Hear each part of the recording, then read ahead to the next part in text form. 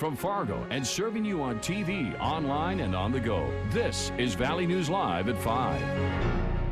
There's growing concern around Bemidji that a missing person case could be much more serious than simply a runaway teen. Good evening, everyone. Thank you for joining us. Take a look at this picture. 17-year-old Jeremy Jourdain has been missing since Monday. He's described as 6 feet 4 inches tall, 165 pounds, and was last seen wearing a gray Nike sweater with blue arms, blue jeans, and black and white Nike shoes. Valley News Team's Neil Carlson was there as family and friends continued the search today. A couple dozen family and friends continued the search for Jeremy Jourdain today. Yesterday, they were joined by a couple of dozen law enforcement officers who also used a helicopter and bloodhounds. What was it like him to take off and not tell anybody? No, it's not. He's very much a homebody usually, you know. He likes to come up here once in a while and visit with his sisters. And Police say Jeremy Jourdain was at a Halloween party here in the south end of Bemidji at a nearby apartment complex. When at midnight, he got up and said he didn't want to be there anymore and took off. The last time he was seen was here on the 500 block of Wood Avenue. It's thought he may have started the 14-mile walk over to Cass Lake, where he lives with relatives. that's what we're hoping. We're hoping, you know, we can find some sign of him, because as of right now, we have nothing. Okay. You're not worried somebody had it out for him or anything like that? Or No, he's a very likable kid. He's, you know, calm. He doesn't get into confrontations or anything. Today we are focusing more on the investigative part of it. We're looking at talking to all the people that were at this gathering to find out what they know, if they have more information or have gained information from yesterday after they found out that Jeremy was in fact missing. And while police work the investigative angle of this case today, family and friends continue to search for a young man who has simply vanished. He's had no activity on his social media accounts or on his gaming accounts, and he's a big game player too. You know, maybe he was walking on his way home and it got cold, and you know, maybe he's out, you know, by one of those farms out this way or something. And since deer hunting season gets underway Saturday, authorities are also asking hunters to stay vigilant and check vacant outbuildings they may come across, as a family is left with a nightmare that started on Halloween. From Bemidji, Neil Carlson, Valley News Live.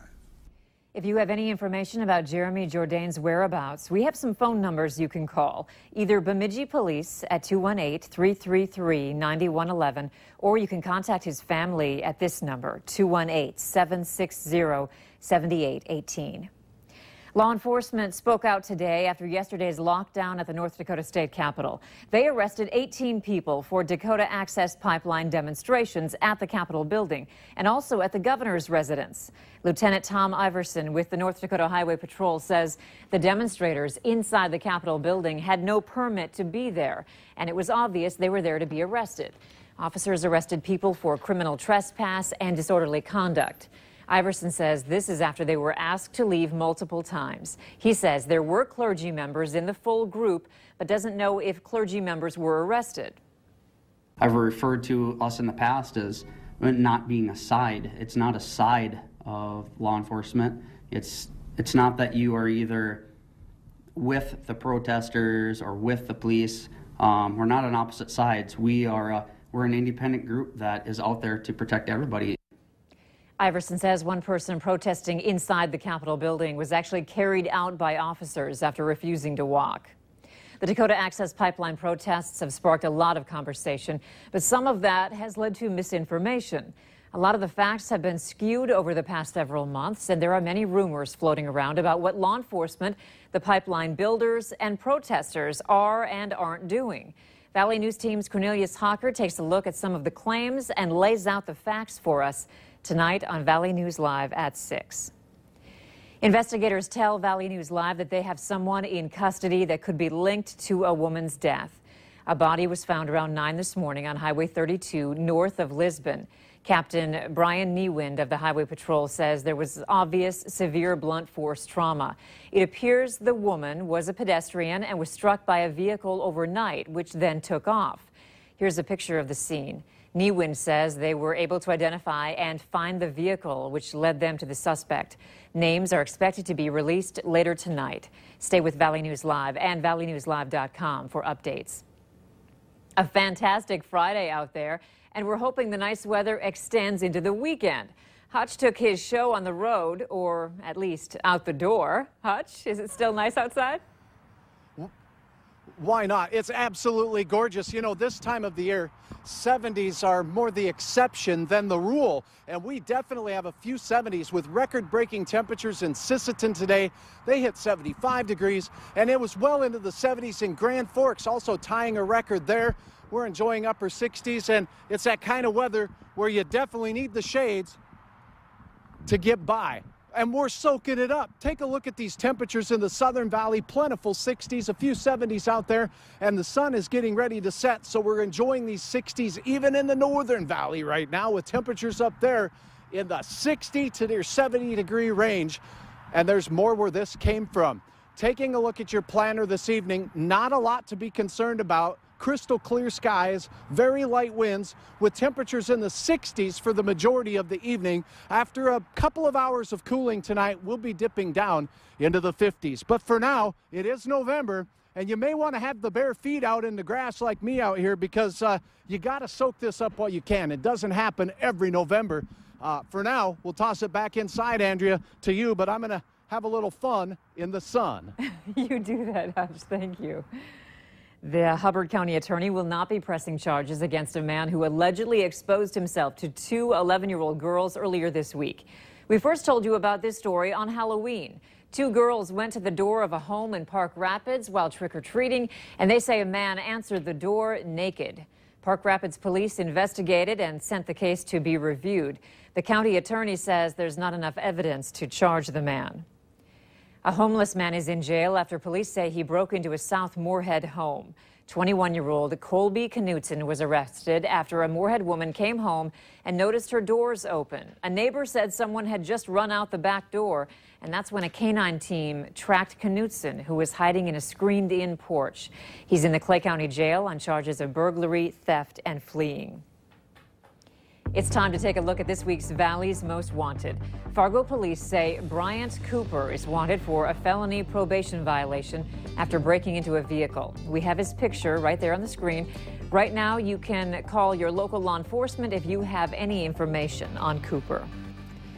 One person was sent to the hospital this morning after a car rear-ended a cement truck in South Fargo.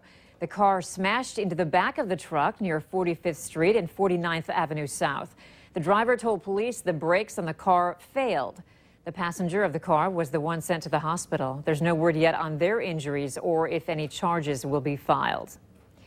Do any of these bikes look familiar to you? The Fargo Police Department says if one of them looks like yours, give them a call. The department posted these pictures of stolen bicycles on Nextdoor in hopes of them being returned to their rightful owners.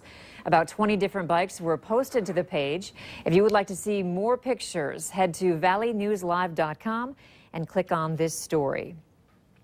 If you're feeling physically or emotionally drained from the presidential election, you're not alone. As Valley News Team's Samantha Jo Roth explains, new research sheds some light on what's causing your headache or worse.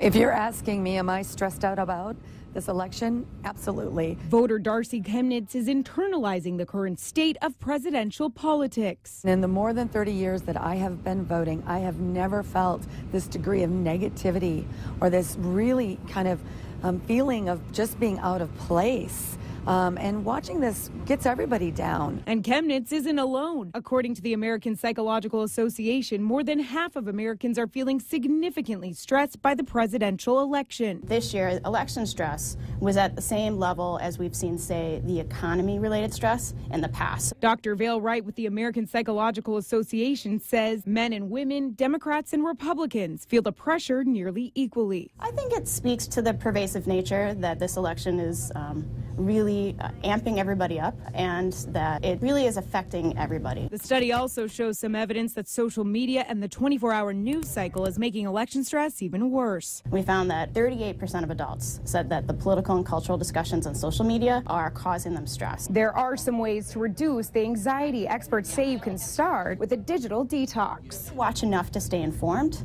but don't sort of compulsively seek out more and more articles or more television. In the days to come, she recommends avoiding conversations that could turn into confrontations. Vote and keep your eye on the big picture. It is important to remember that the executive branch is just one branch of the government, that we do have these checks and balances for a reason. In Washington, Samantha Jo Roth reporting.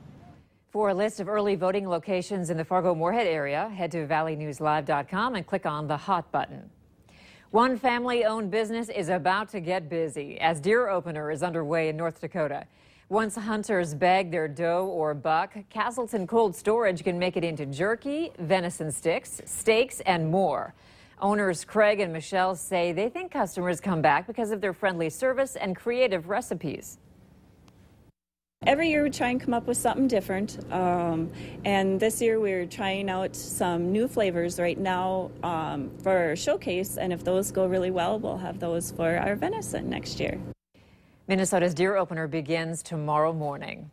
Remember to like Valley News Live on Facebook. You can follow the latest news, weather, and breaking news updates anytime on your feed. Just search Valley News Live, like our page, and then you'll stay informed throughout the entire day. IKEA wants you to immediately anchor one of its dressers or return it because another child is dead. We've got details still ahead tonight. A lot of warm colors on the map right now as we are enjoying record highs for some areas. How long will it last? Your November outlook is coming up right after the break.